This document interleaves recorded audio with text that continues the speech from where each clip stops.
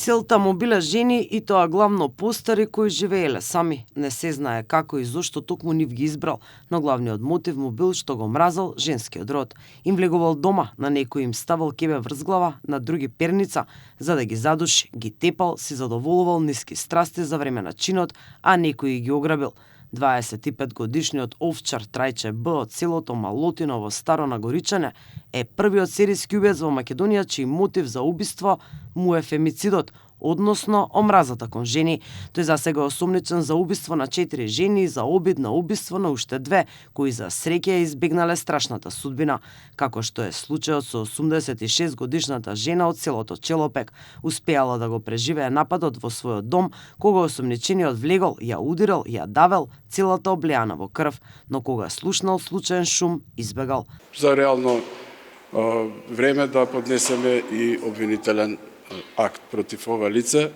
Воедно ви известувам дека ова лице се уште се наоѓа во притвор кој што му беше продолжен, а по довршување на истрагата очекуваме да биде поднесено обвинение. Трајче бил активен на социјалната мрежа TikTok, на која многу често објавувал содржини. Живеел во куќа со мајката и очувот во селото Малотино. Потекнувал од семејство со повеќе деца и бил проблематичен. Беше уапсен откако беше пронајдена мртва старица во нејзиниот дом во Старо Нагоричане на почетокот на годинава, но по неговиот распит истражителите се посомневаат дека има и други случаи, па беше наредено да се схумира телото на помлада жена која исто така била пронајдена мртва дома. Вкупно се направиле 3 ексхумации, од кои 2 потврдиле дека жените се убиени. Тогаш почнува да се отклопува мозаикот за монструозноста на Трајче. Истрагата покажала дека убиствата биле извршени на идентичен начин. Многу добро му бил познат теренот, а се претпоставува и дека се познавал со жртвите.